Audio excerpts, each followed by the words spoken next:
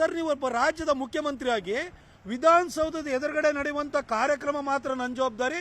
ಚಿನ್ನಸ್ವಾಮಿ ಸ್ಟೇಡಿಯಂಲ್ಲಿ ನಡೆಯುವಂಥ ಕಾರ್ಯಕ್ರಮದಲ್ಲಿ ಅದಕ್ಕೆ ನಾ ಹೊಣೆಗಾರನಲ್ಲ ಅಂತ ಹೇಳ್ತಿರಲ್ಲ.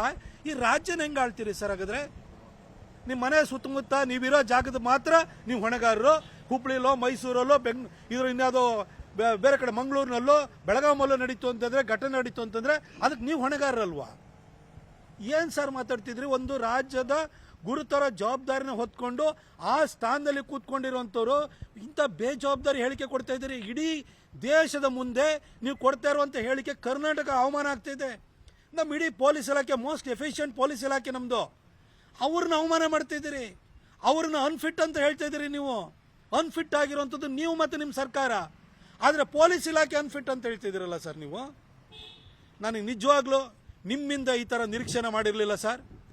ನನಗೆ ನೀವು ಈ ರೀತಿ ನಡ್ಕೊಳ್ತೀರಿ ಅನ್ನೋದನ್ನು ನೋಡಿ ಕರ್ನಾಟಕ ಜನತೆಗೆ ಒಂಥರ ಬೇಸರ ಆಗಿದೆ, ತಲೆ ತಗ್ಸುವಂಥ ಪರಿಸ್ಥಿತಿ ಇಡೀ ಕರ್ನಾಟಕಕ್ಕೆ ಬಂದಿದೆ ಸರ್.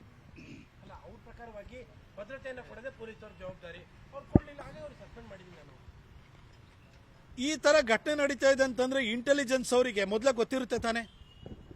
ಯಾಕೆಂತಂದ್ರೆ ಬೆಂಗಳೂರಿನಲ್ಲಿ ಹಿಂದಿನ ದಿನ ರಾತ್ರಿ ಇಡೀ ಕುಡಿದು ಪೊಲೀಸವರು ಬ್ಯಾರಿಕೇಡು ನಾಕಾಬಂದಿನೂ ಎಳ್ಕೊಂಡು ಜನ ರಸ್ತೆನಲ್ಲಿ ಹೋಗಿದ್ದಾರೆ. ಇಡೀ ರಸ್ತೆನೆಲ್ಲ ಬಂದ್ ಮಾಡಿದ್ದಾರೆ. ಎಲ್ಲ ಕಡೆ ಜನಜಂಗುಳಿ ಸೇರಿದೆ. ಬೆಳಗಿನ ಜಾವದವರೆಗೂ ಪೊಲೀಸರು ಇಡೀ ಬೆಂಗಳೂರನ್ನ ಕಾದಿದ್ದಾರೆ. ಒಂದು ಸಣ್ಣ ಘಟನೆ ಅವಘಡ ಆಗದಂಗೆ ನೋಡ್ಕೊಂಡಿದ್ದಾರೆ.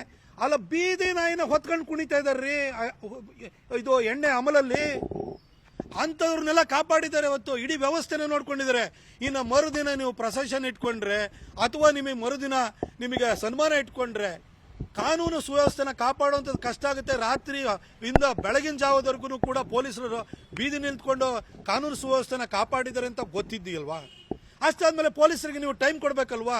ಪೊಲೀಸರನ್ನ ಕರೆದು ನಿಮ್ಮ ಕೈಲಿ ಮಾಡೋಕ್ಕಾಗುತ್ತೆ ಇಲ್ವಾ ಅಂತ ನೀವು ಕೇಳಬೇಕಲ್ವಾ? ನೀವು ಅದು ಕೇಳದಲೆ ಕೋಲ್ಕತ್ತಾದಲ್ಲಿ ಅಲ್ಲಿನ ಕೋಲ್ಕತ್ತಾ ನೈಟ್ ರೈಡರ್ಸ್ ಗೆದ್ದಾಗ 2 ದಿನ ತೊಗೊಂಡಿದ್ದಾರೆ. ಮುಂಬೈ ಇಂಡಿಯನ್ಸ್ ಗೆದ್ದಾಗಲೂ 2 ದಿನ ತೊಗೊಂಡಾರೆ. ಚೆನ್ನೈನವ್ರು ಗೆದ್ದಾಗಲೂ ಕೂಡ 3 ದಿನ ತೊಗೊಂಡಾರೆ. ವರ್ಲ್ಡ್ ಕಪ್ನ ನಾವು T20 ವರ್ಲ್ಡ್ ಕಪ್ನ ಗೆದ್ದಾಗ ಕಳೆದ ವರ್ಷ ಅಷ್ಟೇ 5 ದಿನದ ನಂತರ ಪ್ರೊಸೆಷನ್ ಇಟ್ಕೊಂಡಿದ್ವಿ. ನೀವು ಯಾಕ್ರಿ ಮರುದಿನನೇ ಆ ಪ್ಲೇಯರ್ಸ್ ಅವರು ರಾತ್ರಿ ಸರಿಯಾಗಿ ಮಲಗೂ ಇರಲ್ಲ.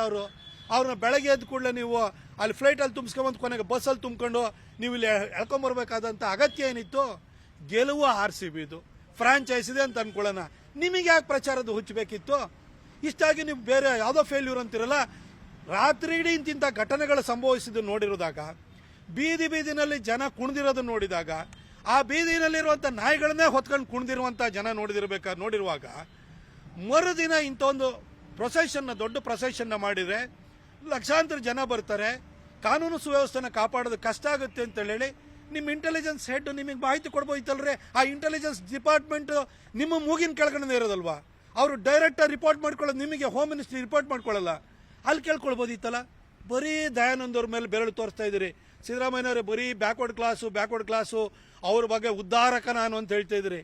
ನಾಯಕ ಜನಾಂಗಕ್ಕೆ ಸೇರಿದಂತಹ ಒಬ್ಬ finest officer, most honest and upright officer Dayanand ಅವ್ರನ್ನ ಆ ವಾಲ್ಮೀಕಿ ಸಮುದಾಯಕ್ಕೆ ಸೇರಿದವ್ರನ್ನ ಇವತ್ತು ಟಾರ್ಗೆಟ್ ಮಾಡ್ತಿದ್ದೀರಲ್ರಿ. ಇದರಲ್ಲೂ ಏನೋ ನಿಮ್ದೇನೋ ರಾಜಕೀಯ ಇದೆಯಾ? ಕನ್ನಡಿಗರ ಮೆಚ್ಚಿನ ನಿಮ್ಮ ನ್ಯೂಸ್ 18 ಕನ್ನಡ ಈಗ ವಾಟ್ಸ್ಆಪ್ನಲ್ಲಿಯೂ ಲಭ್ಯ.